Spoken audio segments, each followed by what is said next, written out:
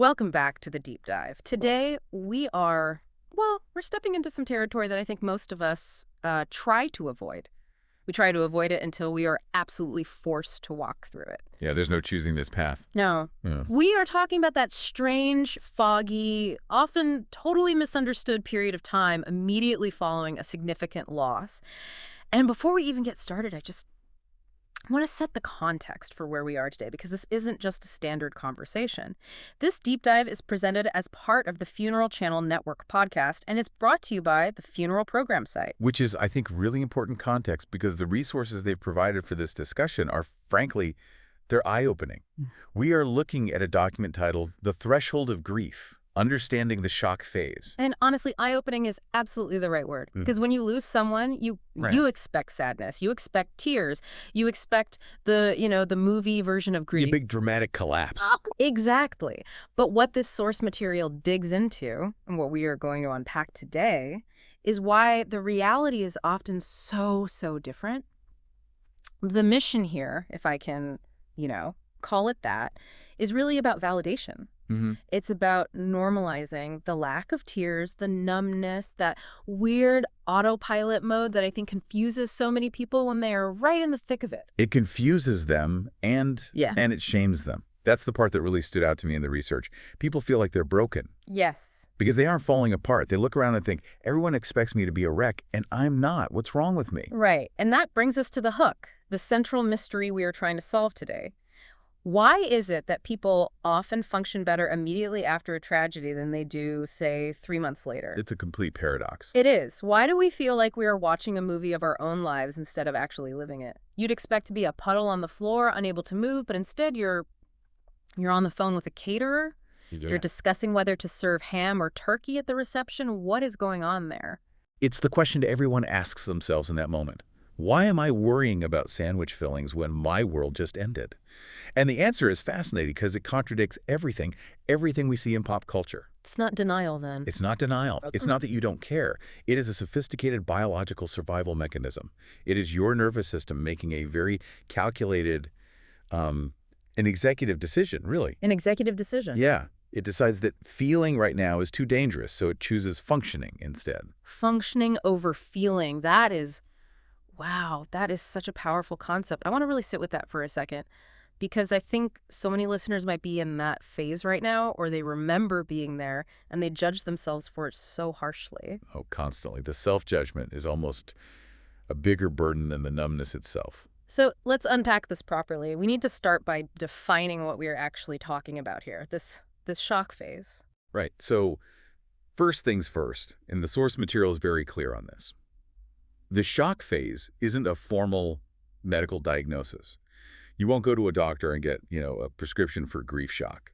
Okay, that's an important distinction. It is. But in the world of psychology, bereavement research, and counseling, it is widely recognized as a distinct stage. It's the initial period following a significant loss, usually a death, where the nervous system enters a protective state. And just to clarify for everyone listening, this isn't just that initial 5 minutes of hearing the news, right? We aren't just talking about the moment the phone rings and your world turns upside down. No, absolutely not. That's a common misconception. That initial moment is acute shock for sure. Yeah. But we're talking about a sustained state that follows. Okay. It can last days, weeks, and in some complex cases, even longer. It really depends on the person, the nature of the death. Was it sudden? Was it anticipated? And the support system around them. So it's a marathon, not a sprint? Exactly. And the key thing to understand is that it is a whole body response. It's not just, I feel a bit numb. It involves your brain, your hormones, your digestion, your sleep pattern, your entire nervous system. It is physiological as much as it is psychological. The source material highlights the specific sensation of unreality. And I think this is what listeners will really resonate with. It's that feeling of, this is a dream, I'm just going to wake up. Or I'm waiting for them to walk through the door. It feels like a glitch in the matrix. It does. The text describes it as time stretching and compressing. You know how when you're in that state, you might look at the clock and it's 2:00 p.m., and then you look again what feels like hours later and it's 2:05? Yes, or the opposite. A whole week goes by and you can't account for any of it. It's just a blur. That's the unreality. Yeah. Emotions feel muted or distant.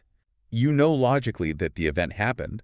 You have the facts, you were there, but you don't feel the facts. Hmm. There's a wall between the knowledge in your head and the feeling in your gut. There's a quote in the source that really struck me. It said, "I know it happened, but I don't feel it. It's like I'm watching my life from the outside."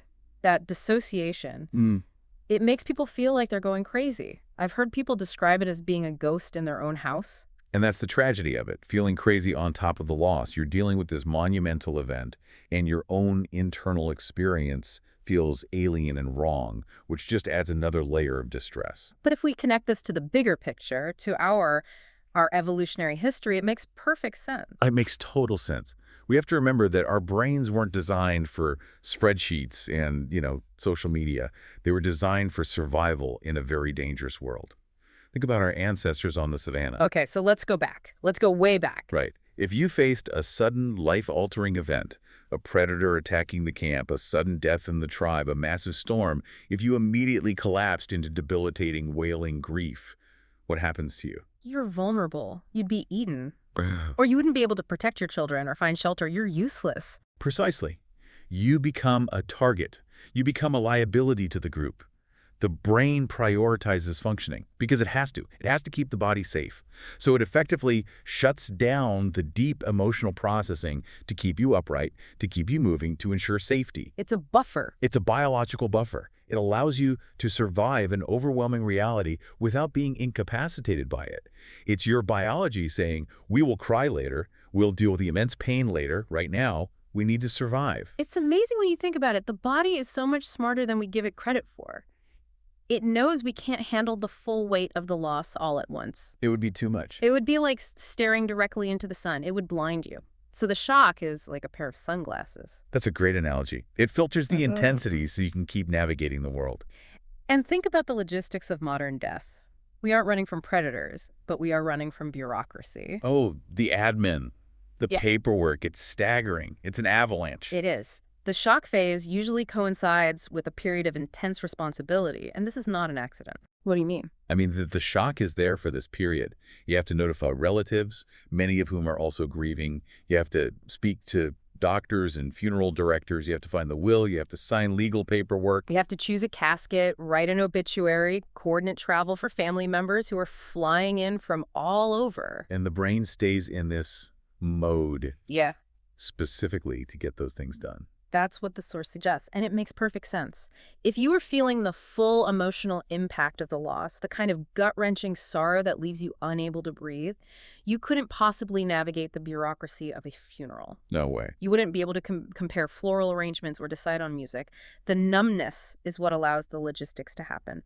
It's the brain's gift to you in a strange way, a very strange, very confusing gift.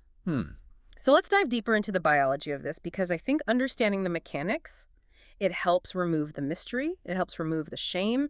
The source says it's a whole body response. What is physically happening to make us feel this numbness? Is it just a switch flipping in our heads? It's chemistry. And that's the most important takeaway. Numbness is not indifference. It is a chemical cocktail. When a trauma occurs, your body experiences a massive hormonal surge. We're talking adrenaline and cortisol flooding the system. The classic stress hormones, the ones we hear about all the time. Right. And what do those hormones do? We usually associate them with, panic or high energy. But their job is really to sharpen focus on the immediate threat. They dampen emotional processing. They enable task-oriented behavior. Okay, so they're not just about making you feel stressed. They have a function. A very specific function. They are there to help you run from the tiger, or in this case, organize a memorial service for 200 people in 3 days. So you're running on high-octane fuel, basically. It's like your body has hit the nitrous button in a race car. You are. You're revving the engine in the red zone.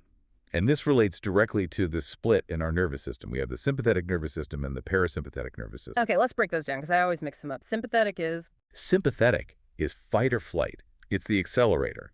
This is the system that becomes dominant during the shock phase. It's what gets you going. So it's not sympathetic as in feeling sorry for you. Not at all. It's the opposite. It's what keeps you alert. It keeps you busy. It's why people say they feel strangely calm or weirdly focused in the days after a death. Your body is ready for action. It's scanning for threats. It's solving problems. It's making lists. And the parasympathetic. That's rest and digest. That's the brake pedal. But crucially, and this is the key point, that is also the system required for deep emotional processing, for feeling, for crying, for integrating the loss. So you can't be in both at the same time. You cannot deeply process sadness when you're in fight or flight. It's physiologically impossible. So during the shock phase, the parasympathetic system is suppressed. The biology literally blocks the deep cry. Your accelerator is floored, and the brake is completely disengaged. That explains so much. It explains why you might not cry at the funeral, standing right there in front of everyone, but you might break down 3 months later when you're just sitting on the couch and everything is finally quiet. Exactly. When the threat is gone, or rather, when the immediate tasks are done and the guests have left, the parasympathetic system comes back online. The accelerator lifts, the brake engages, and that's when the floodgates open. Wow, okay. There's another concept in the source material that I found absolutely fascinating: cognitive dissonance and pattern matching. Can we talk about that? Yeah. Because it feels like a computer glitch. It is very much like a glitch. We have to remember that the brain is fundamentally a prediction machine. Its main job, beyond keeping us alive, is to predict what will happen next so we can be prepared. And it does that based on past experience. Exactly. We build our reality around consistency. We know the sun comes up. We know our coffee tastes a certain way. We know that when we turn the key, the car starts. And we know our loved ones are there. Right. Routines. I call my mom every Sunday at 10 a.m. My husband sits in that specific chair to read the paper. My dog greets me at the door. Yeah, exactly. Those aren't just habits. They're deeply ingrained neural pathways. Your brain is constantly, subconsciously predicting that those things will happen. When someone dies, especially suddenly, that pattern is violently broken. But the brain it can't just rewrite the code instantly. It's like it keeps trying to run the old program. Yes. It struggles to reconcile "they were here yesterday" with "they're gone now." The two pieces of data are completely contradictory. So you have this gap. A huge gap. A gap between intellectual knowing, I know they're dead, I saw the certificate, I was at the hospital, and emotional absorbing, actually feeling it in your bones. The brain temporarily suspends the integration of that new reality because to accept it all at once would cause a psychological crash. It's protecting the hard drive from corruption. That's a great analogy. It's a circuit breaker. The power surge of that reality is too much, so the brain flips the breaker to prevent the whole system from frying. And this leads to that feeling of dissociation, right? The source mentions symptoms like memory loss or feeling like events are happening to someone else. I think the term dissociation really scares people. It sounds like a severe mental illness. It can sound very scary, but in early grief, mild dissociation is incredibly common and actually adaptive.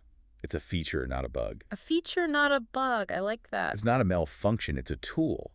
It's a way for the psyche to create distance from an experience that is simply too large to process all at once. It allows you to function on autopilot. Can you give us an example? You might drive to the funeral home and not remember a single turn you made. Or you might have conversations with people at the visitation and have no recollection of what was said. That's dissociation.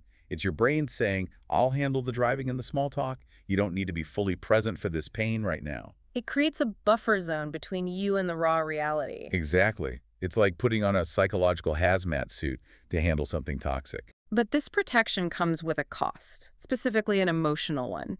And this is where I want to shift to the next part of our discussion, the emotional paradox. Because we have these expectations, don't we? Society, movies, books. They tell us grief look a certain way. Visible devastation. That's what we are taught to expect. Wailing, collapsing, rending your garments. If you aren't falling apart, you aren't grieving correctly. And when you don't feel that, when you just feel flat, empty, the guilt kicks in. The source material goes into detail about this specific guilt trap. It even mentions the internal monologue that so many people have. The "why am I not crying" monologue. Does this mean I didn't love them enough? What kind of person feels okay right now? Or even worse, I'm thinking about what to watch on TV tonight. Am I a monster? This is one of the most painful and most common aspects of the shock phase. People judge their own grief reactions in real time. They think, "My husband just died. Why am I calm?" And I cannot stress this enough. Emotional flatness is not a lack of love. Say that again. I think people need to hear that. Emotional flatness is not a lack of love. It is not a lack of attachment. It is emotional suspension. It is buffering. Your system is processing so much data that the feeling program can't run at the same time. So the love is still there. The pain is still there. It's just paused. or inaccessible. It's absolutely there. The love is there. The pain is there. But your ability to access the pain is currently being gated by your nervous system. It's like the volume is turned down on the emotion so you can hear the instructions on what to do next. But the source also mentions that it's not always pure numbness. It's not a flat line. There are these fleeting surges. The spikes, the ambushes. Yeah, describe those, because I think that emotional whiplash is really, really confusing for people. It's terrifying. You might be totally fine, numb, handling business, making phone calls, maybe even laughing at a memory someone shares. And then suddenly, wham! A wave of absolute devastation hits you. It feels like a physical blow. It knocks the wind out of you. And you think, okay, here it is. This is the grief. I'm finally breaking down. Right. And then, just as quickly as it came, it vanishes. The numbness returns. The calm settles back in. And you're left feeling even more confused. What was that? Am I going crazy? Why does it happen like that? Why not just one constant level of sadness? Why the peaks and valleys? It's the mind trying to integrate the loss in manageable pieces. Think of it like a computer downloading a massive file. It doesn't just dump the whole thing at once, it downloads it in packets. Okay. The mind is doing the same thing. It lets a little bit of the reality in a surge of pain, and it tries to process it. Then it realizes, whoa, this is becoming too much, and it shuts the door again to protect the system. Yeah. It's dosing the grief. Dosing the grief. That makes so much sense. It's safer than drinking from the fire hose. Much, much safer. If the dam broke all at once, you drown. The surges are like opening the spillway for just a second to relieve some of the pressure behind the dam, then closing it again before the valley floods. And then there's the high-functioning aspect. We touched on this with the logistics, but it's so confusing for people. Being too good at handling death. I remember when a friend of mine lost her father. She was the one comforting everyone else. She was organizing the casseroles. She was the general. And let me guess, people praised her for being so strong. Constantly. They said, I don't know how she does it. She's a rock. And she told me later that every time someone said that, she felt like a complete fraud. Of course, because inside she was likely in shock. She wasn't a rock. She was in survival mode. But historically, this high functioning was necessary. If we look back at our history as a species, death required action. We didn't have funeral homes and event planners. Right, the community had to handle it. You had to prepare the body yourself. You had to dig the grave. You had to coordinate the rituals for the community. These rituals require work. We evolved to be able to do that work even when we are heartbroken. So that energy, that frantic organizing, that's actually an ancient drive. It's a drive to do right by the deceased and the tribe. It's very primal. It's the fight part of fight or flight, channeled into productive, ritualistic activity.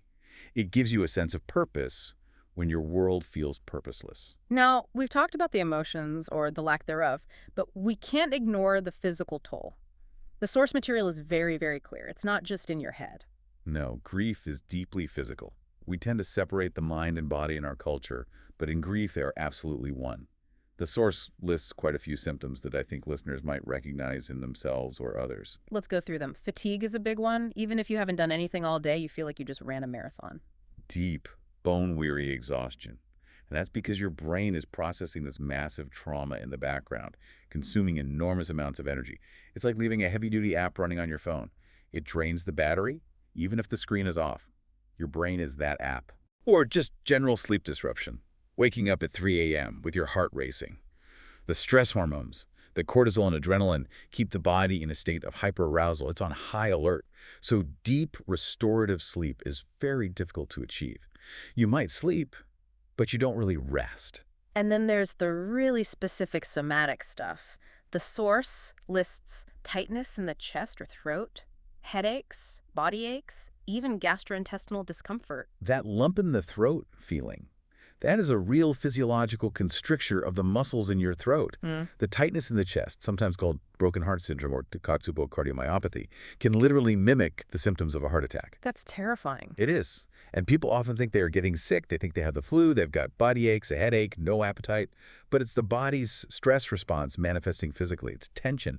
Your body is bracing for an impact that has already happened. It's armoring. Exactly. It's like you're wearing a suit of armor made of your own tense muscles.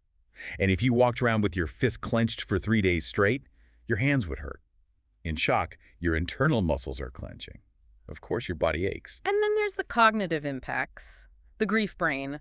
I feel like this needs a warning label attached to every death certificate. It really does. because it makes people feel like they're losing their minds. People start losing their keys, forgetting appointments, walking into rooms, and not knowing why they are there. Forgetting names of people they've known for years. Yes. I've heard people say, I can't remember the week after the funeral, just a complete blank spot in their memory. And that's not just because it was a stressful time. There's a biological reason for that. There is. Cortisol, the primary stress hormone, in high doses interferes with memory consolidation in the hippocampus part of your brain. So your brain literally isn't saving the files correctly. The memories are corrupted or just not recorded at all. So if you can't remember who was at the service or what you ate that week, that's not you being careless or ungrateful. That's chemistry. It is pure chemistry. And the narrowed thinking mentioned in the source is also fascinating. Your focus becomes purely practical and task-oriented. Abstract reflection is inaccessible. What does that look like in practice? You can decide what tie to wear to the funeral, but you can't think about the meaning of life or your 5-year plan. You can make a to-do list, but you can't reflect on the nature of your relationship with the person who died. You're living in the immediate now. You have to. Abstract reflection is a cognitive luxury that the brain can't afford when it's in survival mode. It keeps you focused on the immediate needs: shelter, food, completing the task at hand. It's adaptive. So we have this period of shock. We are numb, we are high functioning, we are running on adrenaline, we are forgetting where we put the car keys, but eventually the bill comes due. The bill always comes due. There's no escaping it. Part 5 of our deep dive is the crash, the delayed grief. Because if we are numb now, when does it stop? And what happens when it does? Well, think about the timeline of events after a death. The funeral happens, the relatives who flew in fly home, the casseroles in the freezer run out, the phone stops ringing every 5 minutes. A quiet sets in, the profound quiet. The quiet sets in, and your nervous system, which has been on high alert, notices. The constant stream of tasks and people disappears. And it says, okay, the immediate crisis is over, the tiger is gone, the tribe is safe, it is now safe to rest. And the sympathetic nervous system, it downshifts. The downshifts, the adrenaline fades, the cortisol levels start to drop, and that other system, the parasympathetic system, slowly comes back online. The brake pedal. The brake pedal, Right. the rest and digest and feel and process system, and that is when the emotional reality hits. And it often hits like a tidal wave. The source talks about the surprise of delayed grief. Why is it that people so often feel worse 3 weeks or 3 months later than they did at the funeral? This is the danger zone for so many people because they thought they were doing okay. They told themselves and everyone else, wow, I'm handling this well, I'm so strong. And then weeks or months later, they are blindsided by a depression or a grief so heavy they can't get out of bed. And they think they're backtracking. They think I was doing so well. What happened? Now I'm getting worse. It feels like a failure. But the source material reframes this beautifully, and this is so important. This delay is not a setback. It is a sign that the mind finally feels safe enough to process the trauma. Say that one more time. The crash is a sign of safety. You are crumbling because you are finally in a safe enough environment to crumble. You couldn't afford to fall apart when you were planning a funeral and hosting 50 relatives. Now you can. That is such a crucial reframe. You aren't getting worse. You are just finally feeling the things you had to put on hold. Exactly. So the anesthesia wearing off. The surgery happened weeks ago, but you're just now feeling the incision. The pain was always there, you just couldn't feel it. This brings us to the cultural narratives. We touched on this earlier, but I want to go deeper into how we as a society make this whole process so much harder for people. We really do. We have very rigid, often unspoken scripts for grief. The source talks about dismantling expectations. Some cultures demand stoicism, keep a stiff upper lip. Others demand wailing. If you aren't screaming, you didn't love them enough. Both are forms of pressure. Both create a performance of grief rather than allowing for the authentic, messy reality of it.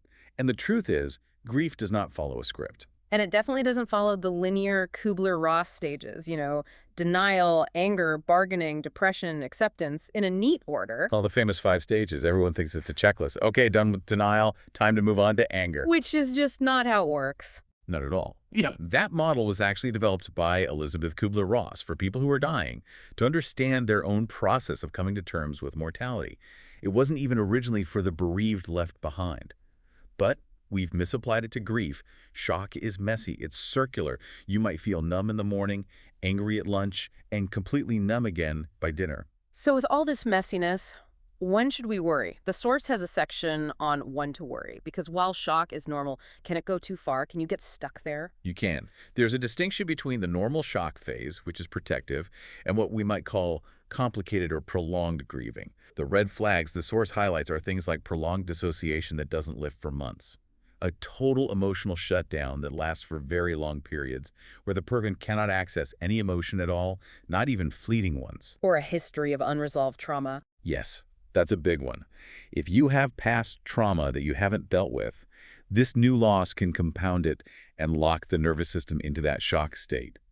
If you find yourself completely unable to function, not just struggling, but unable to eat or bathe or leave the house for weeks on end, that's when professional support from a therapist or a grief counselor is really, really valuable. Let's talk about how to help, because I think listeners might be the friend, the neighbor, the colleague of someone in this shock phase, and people mean well, but they often say and do the wrong things. The source gives some very actionable advice. It does. And the biggest one, the most important one, is this. Stop asking open-ended questions. Let me know if there's anything I can do. That is the single worst thing you can say to someone in shock. Their brain is dealing with cognitive dissonance and memory loss. They are overwhelmed, they don't know what they need, and they certainly don't have the mental capacity to come up with a task, assign it to you, and manage you. You're just adding to their workload. You're giving them homework. So what should we do instead? Offer concrete, specific assistance. Don't ask, just do. Say, I am bringing dinner over on Tuesday. Is lasagna okay? Or even better, just text, leaving lasagna on your porch. Say, I am going to mow your lawn on Saturday. I will pick up the kids from school on Wednesday. Take a task completely off their plate. Take the executive function load off of them. Exactly. Be the external hard drive for their brain. And the other big one from the source. Accept their numbness. Do not pressure them to cry. Do not say, it's okay to be sad, or, oh, just let it all out. Because their body won't let them right now. It won't. And when you say that, you're just adding to their guilt. You're implying they're doing it wrong. If they are numb, sit with them in the numbness. Offer simple presence. You don't need to fix it. Just be there. That's powerful. Just be a witness to their state, whatever it is. Yes, that's true support. And for the person who is grieving, the person in the shock phase right now, the message from the source is self-compassion. Trust your body. That's the core message. Trust that your body has an ancient wisdom and knows how to grieve better than your conscious mind does. If you are numb, let yourself be numb. It's a protective response, not a personal or moral failure. Numbness is not failure. It is adaptation. I love that line. It really is. It's your body adapting to an impossible situation in the only way it knows how. As we wrap up this deep dive, I want to summarize the key insights we've uncovered from this source, the threshold of grief. So I think there are three big takeaways. First, shock is a biological buffer, not emotional denial. It's your chemistry protecting you so you can survive and complete necessary tasks. Second, The unreality is a standard cognitive response to a massive pattern disruption. You are not going crazy. Your brain is just recalibrating to a new, unwelcome reality. and third, maybe the most hopeful one. And third, the crash that comes later is not a setback. It is a sign of safety. It means your mind finally feels secure enough to begin the real work of mourning. And that leads us to the title of the source itself, the threshold of grief. It's a metaphor I really, really like. It's perfect, isn't it? Shock isn't the grief itself. It's the threshold. It's the foyer. You haven't entered the main house of mourning yet. You're standing in the doorway, taking off your coat, letting your eyes adjust to the dim light. It's the quiet before the full experience begins. It changes how you view those first few weeks. It's not the end of the process. It's not even the middle. It's the very, very beginning. Exactly. It's the starting line. Now, as we always do, here is a final provocative thought for you to mull over, something for you to explore on your own. We talked about how this shock phase evolved to help us function for the tribe, planning the rituals, ensuring the safety of the group. A collective response. But in our modern world, we are often so isolated. We don't have the tribe living in the same village anymore. Our support networks are scattered or sometimes non-existent. That's true. So, does our modern isolation make this whole process harder to navigate? Perhaps the crash feels so profoundly lonely because the community leaves just as the anesthesia wears off. Wow. In the old days, the tribe might have stuck around for months sharing the load of grief. Now, bereavement leave is 3 days. The neighbors stop visiting after the funeral, so just as your biology says it's safe to crumble now, you look around and you realize you are all alone. That is profound and somewhat heartbreaking thought. It suggests that our societal support systems are completely misaligned with our biological grieving process. We offer help during the shock when the person is least able to receive it, and we disappear right when the real pain begins. Absolutely. So maybe the takeaway for all of us is if you are supporting a friend through a loss, put a reminder in your calendar for 3 months from now. That's when they might need the lasagna the most. I think that's great advice. That's when they'll need someone to just sit in the quiet with them. Thank you for listening to this deep dive. We hope it brought some clarity and maybe some comfort to a very foggy experience. And a big thank you to the Funeral Channel Network and the Funeral Program site for providing the insightful source material for today's discussion. Take care of yourselves and each other. We'll see you next time.